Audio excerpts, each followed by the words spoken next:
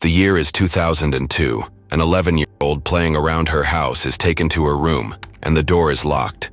She's told to lie on the bed and pull down her pants. Her hands are pinned down, and she's threatened. If she utters a word, the family will be destroyed.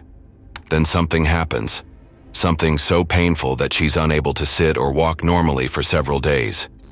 It happens again and again, continuing for 4 years. 19 years later, police arrive at a man's house after receiving a call from the same girl.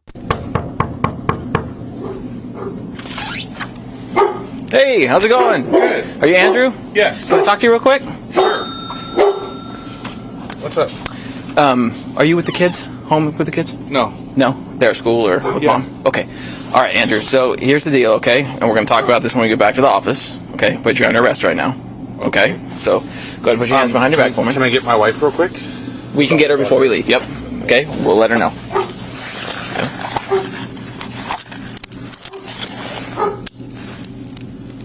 I'll pinch you there. Do you mind if I yell in for her? She's upstairs. Is she going to hear me if I yell? Probably not. Okay. Can we walk in with you? Yes. All right. David 10, Cascade 1 in custody. Dog gonna bark? She's not gonna bite. All right, Andrew, I'm going to stop you real quick, though. I'm going to read this to you, okay? So you have the right to remain silent. Anything you say can be used against you in the court of law. Hey, Courtney. Detective Nation is going to stay here for a moment. She can talk to you about what's going on, okay? I'm going to go back and chat with Andrew, okay? And hopefully everything will be clear by the time we're done here.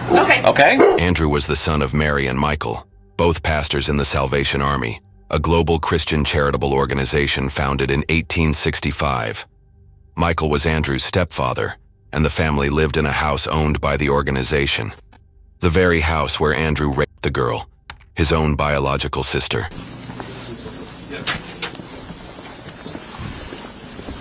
So we can hop in the car up here, but I gotta search it first. So we'll go up to the front hood of that car right there. Yeah. Usually it's just like a big bag of meth that people forget that's in there or something, so. I don't touch drugs. Alright. That's good. It's not good for you. You got your stance, please. Thank you. Do you want me to give this stuff? That's not yours, but do you want me to give this stuff to Courtney? Yes, please. Okay.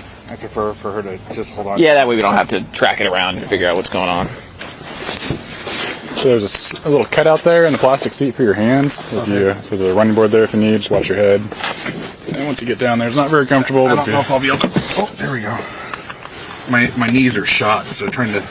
Gotcha. Is there anything I can do to make it more comfortable, or do I need to help you get your leg up there? I don't know if I can get my hands into a comfy spot. That's the problem. There we go.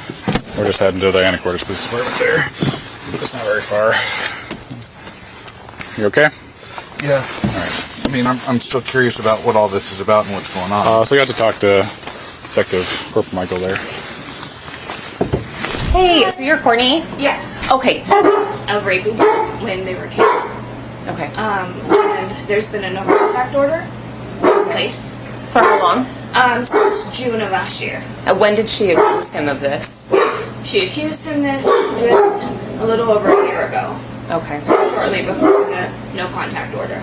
Oh, That's okay. the only thing I know of. She accused him in 2011 after hearing about something happening to her youth pastor, and like kind of took it on as her own, like oh, this happened to me kind of thing.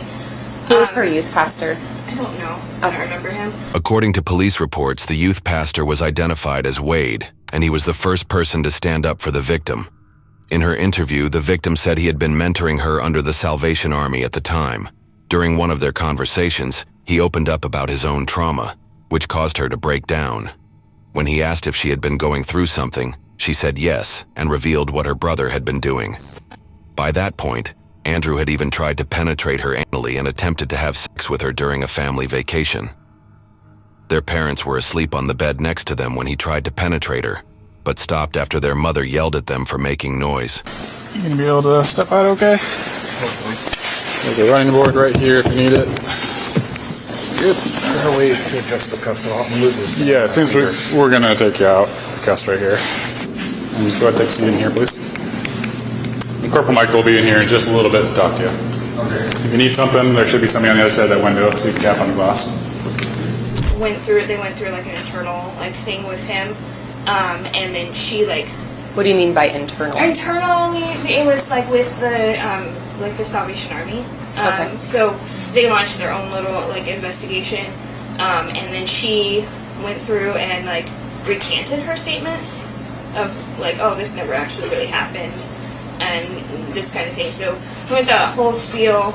Like we did talk to her for a really long time, and so that was that. That was the end of it. Andrew, who was 15 when he started doing it, wasn't doing well in school and often brought trouble home.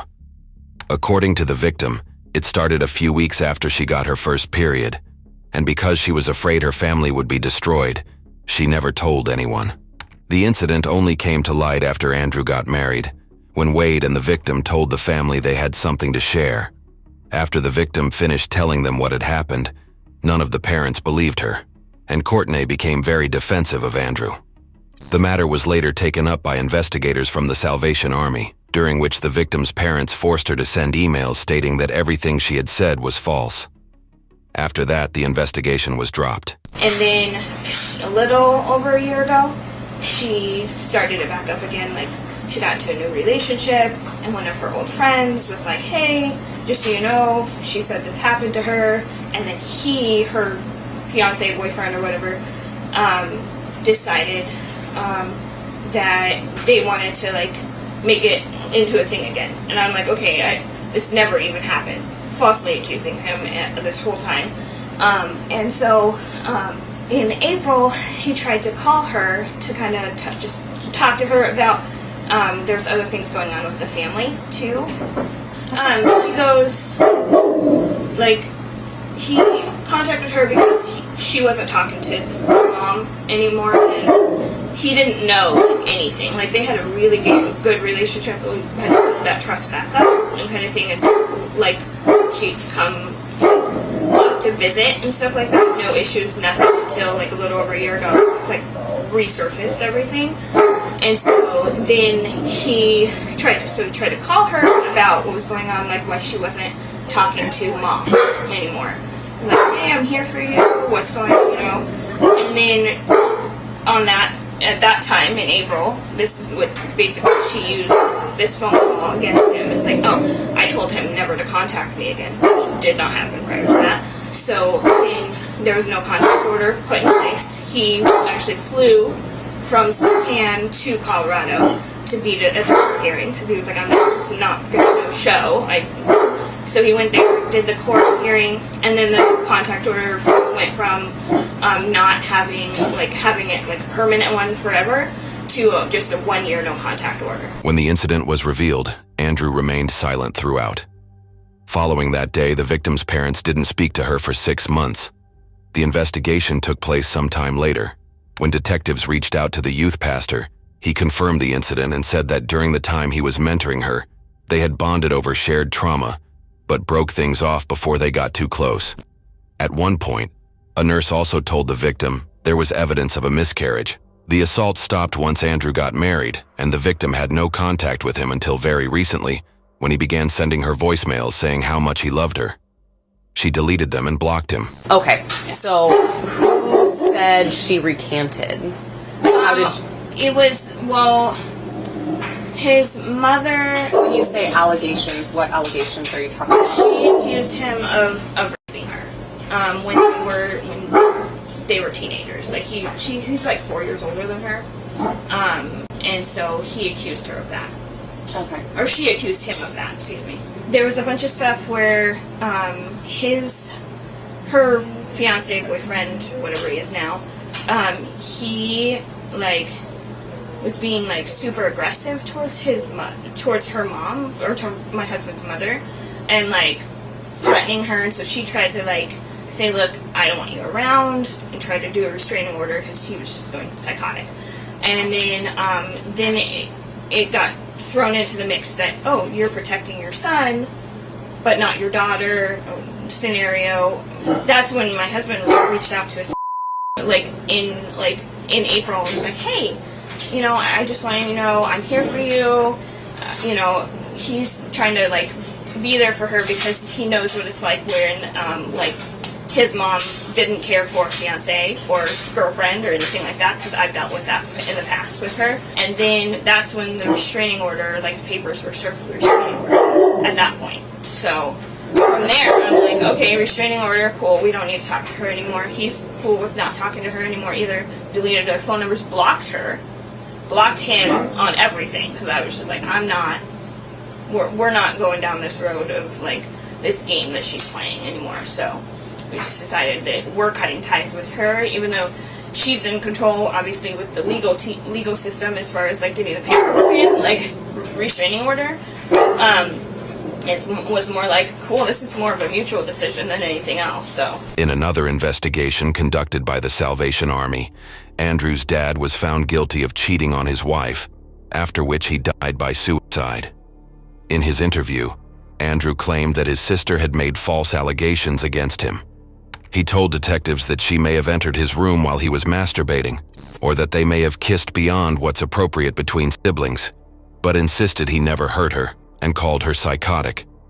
He said he was sorry for whatever happened, that he loved her and wanted to mend the bond. Alright, so here's the deal. I did talk to my boss, okay, and the attorney's office, okay, and they do want you to put him in the jail for the night. Okay, because what that does is you see a judge then immediately, and the judge can decide if this is something we need to hold you for, if you can go back home. Otherwise, it's kind of just hanging out in the air, and then worst case scenario is that the judge looks at it and goes, whoa, why did this guy not get in front of me, and then puts a warrant out for you, and then that's a whole other nightmare, right? Okay. So it's probably better just to get it done immediately, and that way you can see, you might even, if you get over there fast enough, they might even still have a judge there. Okay? Okay. So that's what they're going to want to do at this point. That way the judge will be able to look at the paperwork and say, you know, no, he doesn't be here, or whatever. It's up to them at that point. So. All right. Okay? Andrew was sentenced to prison for 26 months for the charges of incest in 2nd degree and rape in 3rd degree. Blinded by lust, he not only destroyed his own life, but gave a lifelong trauma to his sister, his family, and his 4 young kids. It is important to take these cases seriously and educate our children when they're young, so that a lifelong pain such as this can be avoided. YouTube thinks you'll love the video on screen. Click to watch now.